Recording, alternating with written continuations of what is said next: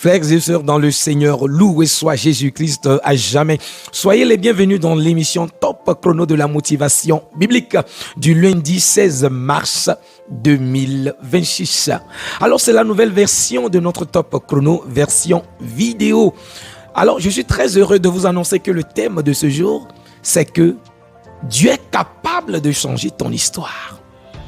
Dieu est capable de t'apporter la joie parce que c'est lui l'auteur, le moteur de la joie. Et hier, c'était le dimanche de la joie. Aujourd'hui, la première lecture, Isaïe chapitre 65, verset 17 à 21. Pour ceux qui peuvent le lire, le Seigneur nous dit que je vais créer un ciel nouveau, une nouvelle terre. On ne se souviendra plus du passé. Voilà. Tu vas oublier ton passé. Alors le Seigneur est capable de reconstruire ton histoire. Il dit, on n'entendra plus parler des cris, ni des larmes, ni des pleurs. Alors le projet que Dieu a pour chacun de nous, c'est que Dieu veut nous reconstruire. Dieu veut nous réparer. Dieu veut redonner vie à chacun de nous, à nos familles. Qu'est-ce que tu traverses? Dieu t'adresse cette parole en ce jour, qu'il est capable de te changer, de te reformer. Je ne sais pas ce que tu traverses, des larmes ou des pleurs, des situations désastreuses. Tu es désespéré, mais le Seigneur te dit qu'il vient t'apporter la joie. Il dit, soyez dans la joie, plutôt dans la joie. Alors, il y a des situations, bien-aimés de Dieu, qui nous tourmentent et qui nous enlèvent même notre source de joie. Il dit, soyez plutôt dans la joie. Au lieu de se lamenter, il faut être dans la joie. Toi qui m'écoutes ce matin de bonne heure, je veux que tu sois dans la joie. Et tu sais celui qui vient accomplir cette promesse de Dieu, c'est Jésus. C'est Jésus, l'Emmanuel. Et c'est pourquoi l'évangile que l'Église nous propose en ce jour pour notre méditation dans Jean chapitre 4, bel et bien, versets 43 à 54, on nous dit, Jésus ayant quitté la ville des Samaritains, il s'est rendu en Galilée. Et il va passer des jours là-bas, mais on lui réserva un accueil chaleureux. On a bien reçu Jésus. Jésus a été bien reçu par les Galiléens à cause des prodiges qu'il a fait lors de la Pâque. D'abord, il faut donner bon accueil à Jésus. Il faut donner les dispositions requises. Est-ce que tu donnes bon accueil à Jésus? Est-ce que tu t'ouvres à recevoir le Christ par qui la parole de Dieu s'accomplit?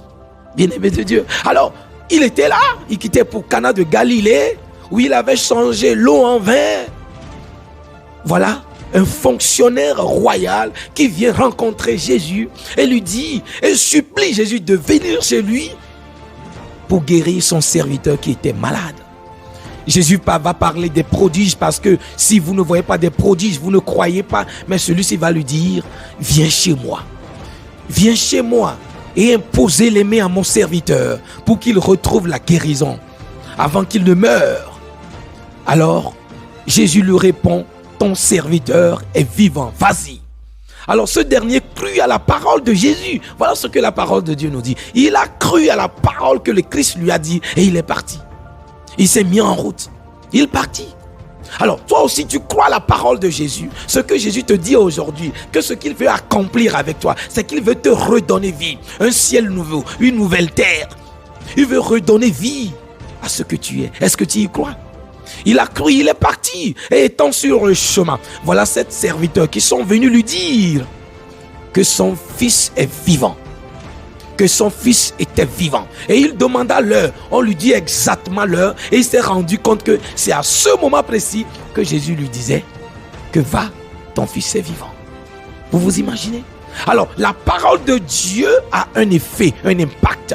La parole du Christ a un impact dans la vie du chrétien. Toi qui m'écoutes, ce que Jésus dit, ce que la parole de Dieu dit, a un impact dans ta vie. Il suffit que tu puisses l'accueillir. Ouvre-toi, ouvre ton cœur pour accueillir cette parole, afin que cette parole puisse produire des fruits et produire son impact dans ta vie, qu'il puisse te changer, te communiquer la joie, te communiquer la vie, le relèvement, la restauration. Alors prions ensemble, prie avec moi. Entre en toi-même, entre en toi-même. Pense à ce qui te lamente, pense à ce qui t'étouffe, ce qui t'enlève la joie de vivre. Et nous allons prier ensemble. Père éternel et tout-puissant, qui donne la vie à tout ce qui est mort, j'implore ta bénédiction, la puissance de ton esprit sur la vie de tous ceux qui m'écoutent maintenant, afin qu'ils reçoivent la guérison, la restauration, le relèvement dans toutes leurs situations. Partout où ils sont morts, que la vie soit communiquée, qu'ils reçoivent la vie en abondance, que la parole du Christ commence à avoir des effets en eux, Jésus. Bénis-les au-delà de leurs attentes, bénis leur journée, bénis leur service, bénis leurs projets, leurs initiatives en ce début de semaine. Que le Seigneur vous bénisse, le Père, le Fils et le Saint-Esprit. Amen. Vous venez d'écouter la voix de votre humble serviteur, le Père Odilon Kofi Maoli. Amen à gloire de la Société des Missions Africaines dans Tempo Chrono de la motivation biblique sur notre nouvelle chaîne Vox Day Africa.